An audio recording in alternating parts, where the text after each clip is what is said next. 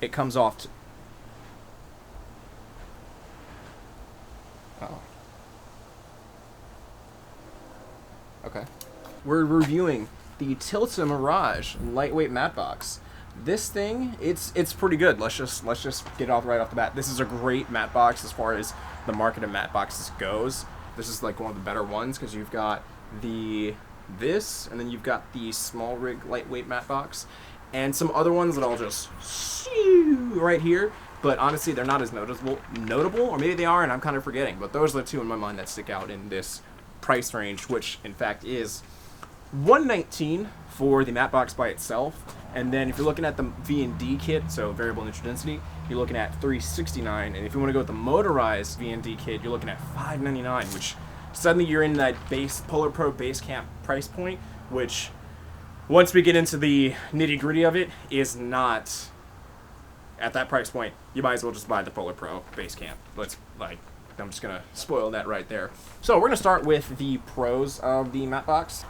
It's actually lightweight and sturdily. It's like well built, even though it's like, no, I'm not gonna throw it. That'd be crazy. But it's lightweight. I'm reading from a list here. Don't mind me. I want to just make sure I have all my ducks in a row.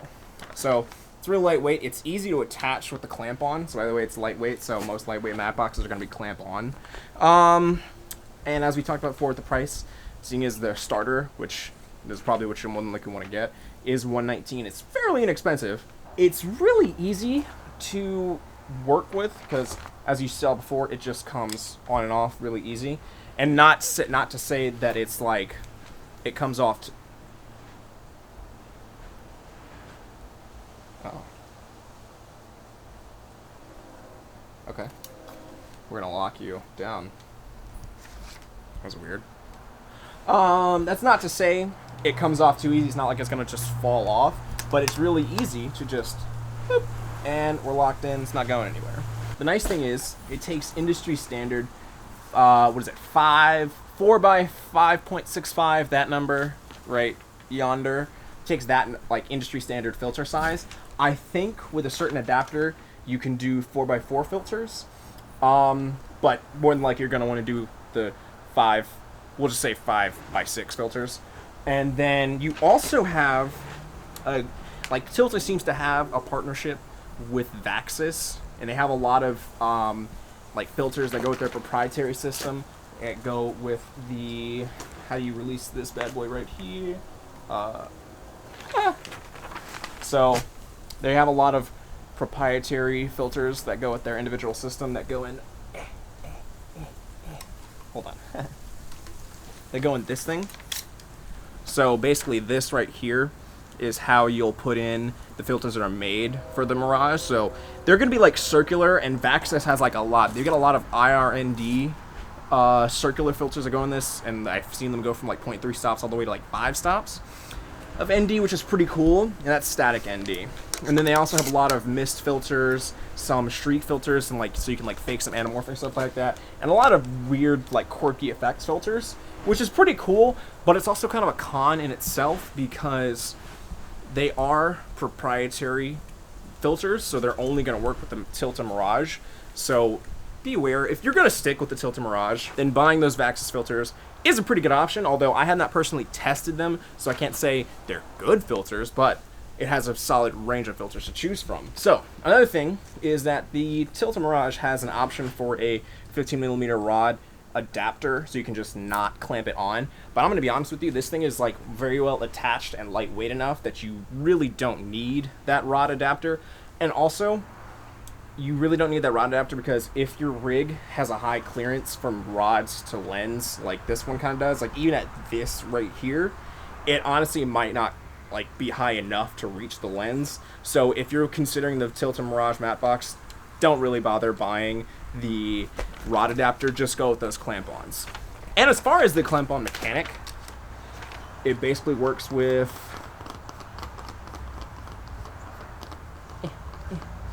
as you can see, it's very well on there, so you never have to worry about it unscrewing itself out because it is a very, very deep screw thread to go into your lens. So yeah, that's good.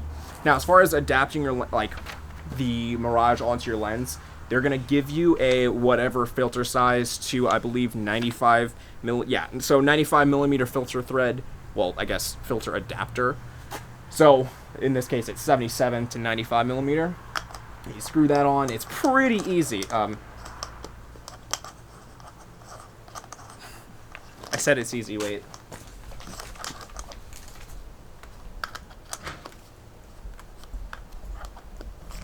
My God. There it is. And that's locked in. So that's it. That's really it right there. So as far as cons of the Mirage Mattebox, really, there's only a few, and they're not that serious and can maybe be overcome, but it also depends on your use case and what you're willing to tolerate for your use case. So for me, what I see as a big con is that really this Mattebox only has a single top flag. Now, obviously, since you're working with a lightweight Mattebox, you're not going to have the full 3 or even 4 flags set up. And I know that going in, but it does feel sort of like a con. And I wonder if, given that they have a like rubber adapter thing that you could put around this for like an extra layer of blockage, maybe they could do just a very lightweight like side flag system. That'd be great, honestly. It would take this from great. It would take it from great to perfect, in my opinion, honestly. So that's the first con, no side flags. But it's doable, because, I mean, as long as you're not dealing with sunlight coming from both this angle and the side, you can just easily just tilt your Mattebox to whatever direction you need. So just, like, block that light, as I've done many times in the past. Okay, so a really big con of this system, which could make or break a purchase for you, is that the variable neutral density cable, just say VND for short, that can come with this is not great. Honestly, if you're gonna buy this, skip the VND kit.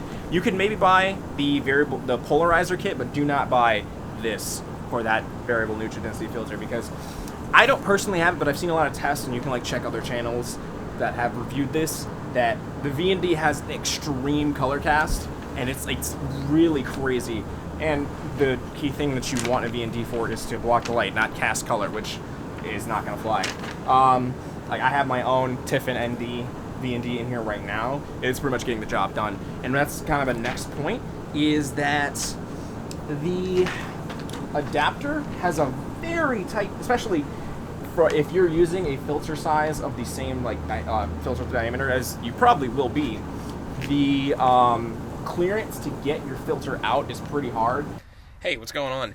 It's me a few days later after filming the initial portion of the review. So, I just recently got a new VND, the Nisi True Color, and like I initially thought, the problem with the Tiffin filter being hard to take out, which is a symptom of that filter, because this filter has a larger, I guess, diameter to actually like rotate from and easily pull off, so that issue is rectified. Back to me a few days ago.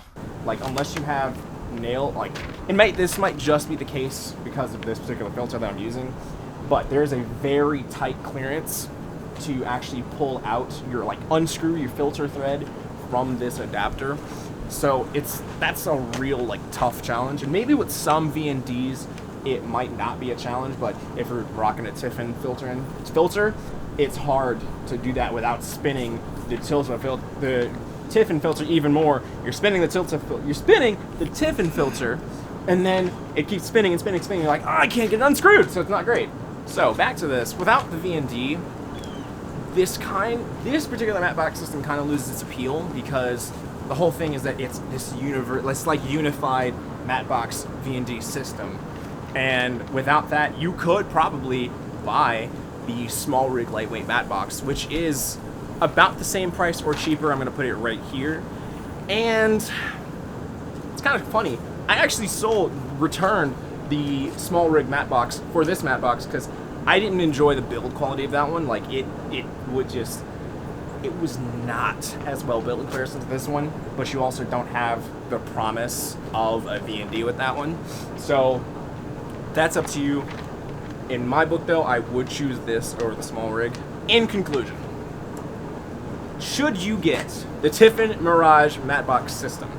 In my opinion, yes, because as far as lightweight Matteboxes go, this is probably one of the best, if not the best. It's the best well built. The small rig, it's not as well built, and the price is pretty reasonable at 120, which 120 USD, which is fantastic. And although if you're looking at this as a competitor to the Polar Pro base camp system, if you're looking to spend that much, you might as well get the Polar Pro, because that one is even better well built and has better filters built in, which if you're going to spend that whole kit price, you might as well. But if you're looking to just get a lightweight clamp-on matte box, this cannot be beat. That's going to clear it for us today.